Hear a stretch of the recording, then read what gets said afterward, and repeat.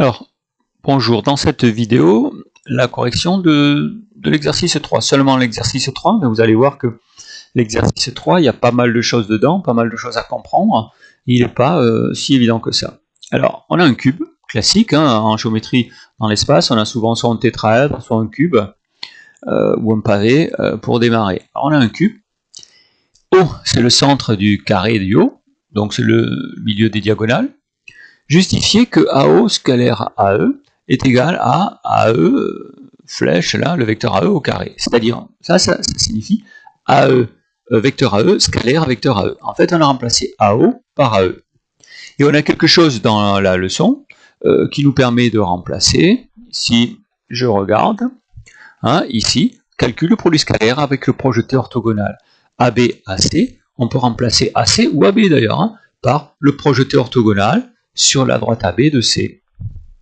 Donc en fait, mon idée, c'est de me dire, puisque, je me plante encore, pardon, voilà. L'idée, c'est que il faudrait que, en fait, AO se transforme en E. Il faudrait que O, quand je fais le projeté orthogonal sur la droite AE, ça donne E. En fait, quand c'est que ça va donner E, le projeté orthogonal de O sur AE, ça va donner E s'il y a un angle droit ici. Comme dans la leçon, ce que je vous ai montré, s'il y a un angle droit, alors ça c'est le projeté orthogonal. Donc l'idée, c'est de montrer qu'il y a un angle droit A, E, O, que c'est droit. Vous allez me dire, ça se voit. Vous savez que moi j'aime pas trop ça, le fait que ça se voit. Alors ça vient d'où que ça se voit? Ça vient peut-être du fait que la droite AE, elle est orthogonale au plan du haut. Et comme OE est une droite du plan du haut, alors AE étant orthogonale à toutes les droites du plan, elle sera orthogonale à EO, et donc perpendiculaire puisqu'elle se coupe. Alors comment montrer que AE est orthogonale au plan du haut? Ça se voit, mais nous on l'a déjà démontré. On démontre par exemple que AE est orthogonale à FE, parce qu'il y a un carré ici. AE est orthogonale à EH, parce qu'il y a un carré au fond là. Et si une droite est orthogonale à deux droites séquentes du plan, alors elle est orthogonale à tout le plan. Et alors elle est orthogonale à toutes les droites du plan. Donc c'est ce qu'on va utiliser. Et après, on pourra utiliser la projection orthogonale. Alors, on regarde comment on rédige ça. Alors, c'est un cube. Donc on a deux carrés. Donc on a AE orthogonal à EF, AE orthogonal à EH. EF et EH sont des droites séquentes du plan du haut. Donc AE est orthogonal à tout le plan du haut. EO est une droite du plan. Et donc AE est orthogonal à AO. Donc le projeté orthogonal de O sur AE, c'est E. Et on a donc AO, AE. On peut remplacer un des deux par le projeté orthogonal sur l'autre droite. O, on le projette sur AE, ça donne E. Donc on remplace AO par AE. AE, AE, c'est AE au carré. Alors, en déduire que le produit scalaire AO, AE est égal à 1. Ben, c'est égal à ça. Ça, dans le cours, donc il est important de voir le cours qui est assez long. Hein. Dans le cours, on a la norme. La norme au carré d'un vecteur, c'est U. U. Ici, c'est U au carré. Donc la norme de U, c'est racine de U au carré. Vous voyez, on note ici U. U au carré. C'est ce que j'ai utilisé dans l'exercice. Et ça, bah, c'est la norme au carré. La norme, c'est la longueur. Alors, donc, c'est la norme au carré, c'est la longueur au carré, ça vaut 1. C'est un cube de longueur 1 dans l'énoncé 1 au carré, ça fait 1. Bon, voilà. Alors, énoncé. On se place dans le repère. Alors, on va parler de coordonnées. A, AB, AD, AE, X, Y, Z. C'est un repère orthonormé. Je ne l'ai pas dit ici, mais on en aura besoin pour calculer là. Pourquoi c'est un repère orthonormé? Parce que dans un cube, tout est orthogonal ici, et puis tout vaut 1.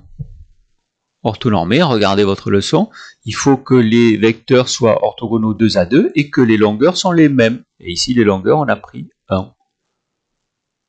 Alors, exprimer AO en fonction de AB, AD, AE. Si on écrit AO égale XAB plus YAD plus ZAE, ça voudra dire que les coordonnées du vecteur AO, c'est X, Y, Z. Et comme on démarre de A, ça voudra dire aussi qu'on a les coordonnées de O. Donc en fait, l'idée c'est de pouvoir écrire sous cette forme-là. Alors AO, je peux le décomposer en AE plus EO, relation de Chasles. AE, ça me va très bien. AE, EO c'est quoi? C'est un demi de EG. Mais EG c'est quoi? EG c'est peut-être EH plus HG. Alors c'est égal à AD plus BC ou AD plus AB. Et en fait je vais me ramener à AB, AD, AE. Bon, on va voir que dans la correction que je vous propose, je passe sous silence la démonstration par exemple où HD serait égal à AE. Bon, parce qu'on peut le montrer avec des carrés, on l'a fait plein de fois, donc je vais utiliser que par exemple ce vecteur est égal à celui-là, est égal à celui-là, est égal à celui-là, sans le démontrer, ou celui-là est égal à celui-là, celui-là et celui-là. Donc ça je vais l'utiliser pour aller un petit peu plus vite. Alors qu'est-ce que ça donne dans la correction? AO. AE plus EO. EO, je vous ai dit, c'est un demi de EG, parce que O est au milieu. EG, je le décompose en EF plus FEG. Alors, on montre, c'est là où je vais un peu plus vite, on peut montrer facilement avec des carrés que EF égale AB. Avec plusieurs carrés peut-être, mais enfin on va y arriver. EF égale AB et FG égale AD. Donc je remplace EF par AB, FG par AD, et je vais développer le 1,5. Ça me donne ça. Alors j'écris dans l'ordre du repère. C'est quoi l'ordre du repère? C'est facile, c'est l'ordre de l'énoncé. AB d'abord, les X, AD ensuite, les Y, et AE en dernier, parce que ça a été décidé comme ça ici. Donc moi je regarde, je le mets dans l'ordre, AE, 1,5 de AB, 1,5 de AD. Non, là c'est pas dans l'ordre, c'est là que je l'ai mis dans l'ordre. Donc en fait les coordonnées de AO, ça c'est la définition même des coordonnées d'un vecteur dans cette base-là orthonormée. 1,5, 1,5, 1, 0,5, 0,5, 1. Et les coordonnées de haut, ce serait pareil, 0,5, 0,5, 1 dans le repère. Parce que le repère démarre de A. Alors ensuite, on vous demande de déterminer les coordonnées du vecteur AE. Alors là, il y a un truc très très simple, c'est que là, les coordonnées du premier vecteur, c'est 1, 0, 0. Le deuxième, c'est 0, 1, 0. Le troisième, c'est 0, 0, 1. Alors pourquoi? Parce que le troisième, c'est 0 fois le premier, 0 fois le second, plus une fois le troisième. Donc c'est ce qui ici, donné. Donc donné à la limite, donné, vous savez que donné, on n'a pas besoin d'expliquer. Donc ici, 0 AB plus 0 AD plus 1 AE, j'explique quand même. 0, 0, 1. Alors on me dit que, ici, on me dit, retrouver par le calcul des coordonnées le fait que A0 scalaire AE est égal à 1. Alors il y a un truc qui est très simple quand on a les coordonnées dans une bande orthonormée, c'est que pour calculer le produit scalaire, on fait je multiplie les x, plus je multiplie les y, plus je multiplie les z, et ça me donne un résultat. Ici ça fait 1. Donc on a bien le même résultat, ici sans utiliser les coordonnées. Ici, on a utilisé les coordonnées, c'est plus simple, mais il faut déjà les avoir, les coordonnées. Il faut être sûr d'être dans une base aussi orthonormée, sinon ça ne marche pas. Alors, on me demande en déduire que le cosinus, c'est égal à ça, OAE. Alors, le produit scalaire AOAE, puisque j'ai tout le temps calculé avec ça, c'est aussi, grâce à la définition, la longueur de AO fois la longueur de AE fois le cosinus de OAE. Ici. L'angle, c'est l'angle A. Hein. OAE. Ça vaut 1. Ça vaut 1 parce que je l'ai calculé 2 fois. Alors moi, ce que j'aimerais, c'est remplacer AO et AE par leur mesure, leur longueur. Alors AE, c'est évident, c'est 1. C'est 1 parce que AE, c'est un vecteur du repère orthonormé. Donc par définition, la mesure d'un vecteur du repère, ça vaut 1. Hein. Bon, ici en plus, tout valait 1. Donc Alors, comment je fais pour calculer AO? X au carré plus Y au carré plus Z au carré, racine. Et donc, j'ai enlevé la sonnerie. Et donc, ici, je vais... Et donc, alors voilà, on attendra. Et donc ici, je vais remplacer, j'ai trouvé racine de 3 demi. Alors racine de 3 sur racine de 2, je remplace, fois 1, hop, et je fais passer ça de l'autre côté, racine de 2, racine de 3. Alors la calculatrice, hein, si je vais en degrés, il faut être en mode degré, et je vais donc faire Shift cos, et ça me donne à peu près 35 degrés. Méfiez-vous, si vous ne trouvez pas ça, vous êtes peut-être en radian. Alors il y a un truc qui est que j'ai rajouté, que je n'avais pas mis au début, qui est intéressant, c'est déterminer les équations cartésiennes des 6 plans correspondant aux 6 faces. La face de devant, de derrière, d'en haut, d'en bas, à gauche, à droite. Alors, dans ce repère-là, vous devez vous souvenir, d'après la leçon, que, en fait, un plan, il a pour... Alors, il faut que je trouve... Il a... Hop, hop, hop, une équation cartésienne de la forme AX plus BY plus CZ plus D égale à 0. A, B, C et D, ce sont des réels. Il ne faut pas que les trois sont tous égaux à 0. Mais il peut y en avoir, le A, le B peut égaler 0 et le C non, par exemple. C'est une équation cartésienne. Alors, on a un moyen de le trouver avec un vecteur normal, mais nous, on va essayer de raisonner de manière assez simple sur le dessin. Alors, le premier, par exemple, le premier plan que je vais regarder, tiens, c'est peut-être le plan de... Alors, lequel? Le plan d'en bas. Le plan d'en bas. A, B, C, le plan d'en bas. Si je regarde le plan d'en bas, il y a un truc qui est évident, c'est que le Z, il vaut toujours 0. Parce que l'altitude est à 0. Ce point-là, il a Z égale à 0. Celui-là, il a Z égale à 0. Celui-là, il a Z égale à 0. Celui-là, il a Z égale à 0. En fait, ce plan-là, son équation, c'est Z égale à 0. Vous allez me dire, mais ça ne ressemble pas quand même à ce que vous nous avez dit là. Ben si, regardez. A vaut 0, B vaut 0, C vaut 1, et D vaut 0. On obtient Z égale à 0. C'est une équation forcément d'un plan. Et c'est le plan de la face du bas. Alors la face du haut, ce serait quoi? Ben, le Z, il est toujours le même. Le Z, il vaut 1. Son équation sera Z égale 1. Ou Z moins 1 égale à 0 si on veut retrouver, donc cette forme-là. Z moins 1 égale à 0. Bon, c'est plus simple, Z égale à 1. Vous voyez l'histoire? Alors, pour voir si vous avez compris, et cette face-là, ici, elle a toujours quelque chose identique, c'est le Y. Le Y, il vaut toujours 0. Il aura pour équation Y égale à 0. Et celui-là, il aura toujours Y le même, mais Y il sera égal à 1. Alors qu'est-ce qu'il nous reste? Ben, la face de derrière, c'est quoi qui vaut toujours 0? C'est le X. Ça a pour équation X égale 0. Et celui-là, X égale 1. Ça, c'est des trucs qu'il faudrait être capable de faire hein, sans calcul, être capable de retrouver. Je vous le marque ici. Hein, vous pouvez faire un arrêt sur la vidéo pour bien noter. Vous voyez, j'ai mis les 6 faces. J'ai mis les faces parallèles l'une à côté de l'autre. Z égale à 0, Z égale à 1, etc. Et on a bien des équations de la forme AX plus BY plus CZ plus D égale à 0. Alors, question un peu difficile, ça dépend comment on s'y prend, c'est la dernière question. Donner une équation cartésienne du plan AGE. Alors, A, G, E.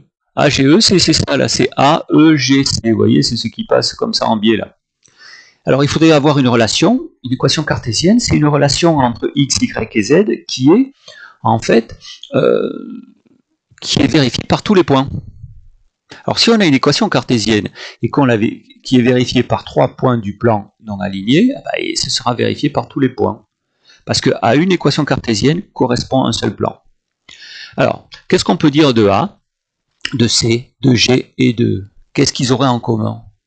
Ben, ils ont toujours le même par exemple C ici, et G, ils n'ont pas le même Z. Z égale 0, Z égale 1.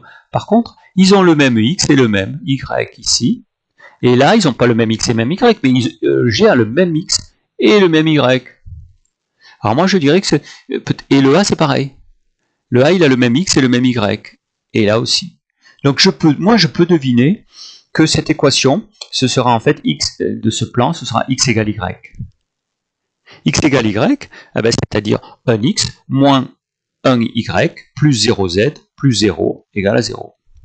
Et ça, c'est une équation. Si vous trouvez une relation qui marche pour 3 points non alignés, vous avez trouvé comme ça, intuitivement, l'équation cartésienne du plan. Bon, ok, d'accord, mais c'est pas gagné pour tout le monde. Alors, comment on fait sinon? Sinon, comment on fait? On a une manière générale, c'est de faire comme ça. Il faut connaître un vecteur normal. On écrit que M, X, Y, Z. On écrit que AM, A, c'est un point du plan. AM scalaire n égale à 0. On fait ça et on va trouver une équation cartésienne. Alors oui, d'accord. Sauf qu'il y a un autre souci. Il faut connaître un vecteur normal. Alors un vecteur normal du plan E, G, C, A. Vous en voyez pas un, vous? Moi j'en vois un. Ce serait, alors il faut le voir et après il faut le démontrer. Ce serait FEO. FEO, ici. Alors comment le démontrer? Pour montrer qu'un vecteur est normal à un plan, il suffit de montrer qu'il est orthogonal à deux vecteurs du plan. En fait, il suffit de montrer que la droite est orthogonale au plan. Elle est orthogonale à deux droites séquentes du plan. Alors, est-ce qu'il y a des candidats? Regardez, FO et ça, ce serait perpendiculaire parce que ce sont les diagonales d'un carré. Et puis ensuite, FO, il est orthogonal à AE. Pourquoi? Parce qu'AE est orthogonal au plan du haut. Et donc FO, il appartient au plan du haut. Donc AE serait orthogonal à FO. Et on vient de montrer que FO, il est orthogonal à deux vecteurs du plan qu'on cherche. Donc FO, c'est un vecteur normal. Et si on a un vecteur normal, on peut appliquer la méthode classique qu'il faut savoir faire, on le verra dans pas mal d'exercices après, de comment on trouve une... alors je cherche la question, comment on trouve une équation cartésienne, elle est là la question du plan. Alors, qu'est-ce que ça donne? On sait que AE est orthogonal au plan du haut. Comme FO est inclus, est une droite du plan ici, on a FO qui est orthogonal à AE. AE est orthogonal à toutes les droites du plan. Comme on a un carré, les deux diagonales forment un angle droit. AE et EG sont deux droites séquentes du plan, donc FO est orthogonal au plan. Il s'ensuit que FO est un vecteur normal de AGE, chose qui se voit sur le dessin, même si j'ai du mal à dire que ça se voit. On a l'impression que FO, vous voyez, ça forme un angle droit, c'est une droite qui serait orthogonale au plan qui est comme ça. Bon, pas trop convaincu, mais enfin on peut dire que ça se voit. Alors, le problème c'est que maintenant, il faudrait que j'ai les coordonnées de F et de O pour calculer le vecteur FO. Ou alors, bon, je peux regarder sur le dessin et essayer de le trouver. Alors si je FO, qu'est-ce qui se passe? FO, ça va bouger de... alors les X, ils sont où? Les X, ils bougent comme ça, hein? A, B, c'est les X. Alors, on peut bouger comme ça. Ça fait moins 0,5 à peu près. Et là, les Y, plus 0,5. Et par contre, le Z, ben, on monte pas, on descend pas. Moi, je lis sur le dessin, moins 0,5, 0,5 et 0. Mais pour les coordonnées de FO. Alors maintenant, les coordonnées de F, ce serait quoi? Alors, ce serait 1, 0, 1. Les coordonnées de O, on les a déjà calculées ici. On les a déjà calculées parce qu'on a calculé les coordonnées de AO. Mais ce serait quoi? Ce serait... alors, AO, ce serait quoi? Pas évident ça, mince. Ce serait quoi? Ce serait 0,5. C'est ça? 0,5, 0,5, 1. On voit 0,5, on fait comme ça. On bouge 0,5 ici et on monte de 1. Vous voyez le mouvement? Alors, est-ce qu'il faut toujours le démontrer? Ben oui, et si on peut pas, ben si on peut pas, on le met comme ça. Alors, ça dépend des questions. S'il y a écrit données, on peut donner. Alors moi, ce que j'ai fait comme tout à l'heure, AF, je l'ai décomposé en AE plus EF. EF, c'est pareil que AB.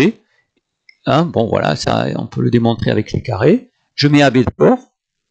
Là, je me suis trompé, tiens. Qu'est-ce qu'il faudrait mettre là? C'est pas faux, hein, c'est pas faux, mais c'est pas ce que je voulais marquer, parce que ça sert à rien. C'est pas AB que je voulais marquer. Oui, bon, ceux qui suivent, vous avez vu. Plus 1 de AE. Donc en fait, les coordonnées de F, c'est 1, 0, 1, 0, 1. Les coordonnées de E, on les avait, et pour OF, on fait la soustraction. Il y a une autre méthode, c'était d'essayer de partir de FO carrément, et d'essayer de l'écrire en fonction de AB, de DB et de AE. Hein, si on y arrive, c'était un petit peu plus simple. Alors, comment on fait? On fait la méthode générale. Un point appartient au plan si AM scalaire vecteur normal est égal à 0. Alors, 0,5, moins 0,5 et 0, c'est le vecteur normal. AM, c'est quoi? C'est les coordonnées de M, X, Y, Z, moins les coordonnées de A. Alors, les coordonnées de A, qu'est-ce que c'est? Qu'est-ce que c'est les coordonnées de A? Alors, les coordonnées de A, c'est l'origine du repère. Donc, c'est 0, 0, 0. On a travaillé sur la géométrie avec la leçon qui s'appelle les vecteurs dans l'espace pour pouvoir être à l'aise là-dessus. 0, 0, 0. Je développe tout ça et j'obtiens 0,5x moins 0,5y égale à 0. Je peux avoir une équation cartésienne équivalente en multipliant tout par le même nombre. Je multiplie par 2. X moins y égale à 0. Je fais passer le y de l'autre côté. X égale à y. C'est ce que je vous avais annoncé. Alors ça, c'est une équation cartésienne. Ça aussi, ça, on peut considérer que ça n'est une autre. Il suffit de passer le y de l'autre côté. Alors, est-ce que j'étais obligé de faire tout ça? Pas forcément. Si vous dites, je vois que ce plan aurait pour équation x moins y égale à 0, ça marche pour A, ça marche pour E, ça marche pour G, donc ça va marcher pour tous les points du plan. Une autre façon de faire, mais il faut trouver intuitivement la réponse, qui n'est pas forcément évident. Bon, il est complet cet exercice. Là, on fait avec le projeté orthogonal.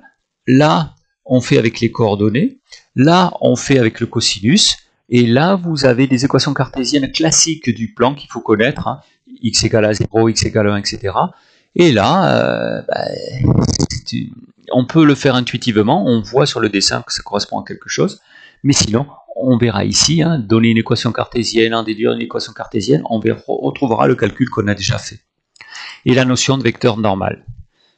Bon, essayez de bien aller progressivement. S'il y a des choses que vous ne comprenez pas, de bien revoir la vidéo, de bien comprendre, hein, pour passer à la suite. Il y a plein de techniques à savoir, et elles ne sont pas si évidentes que ça. Hein.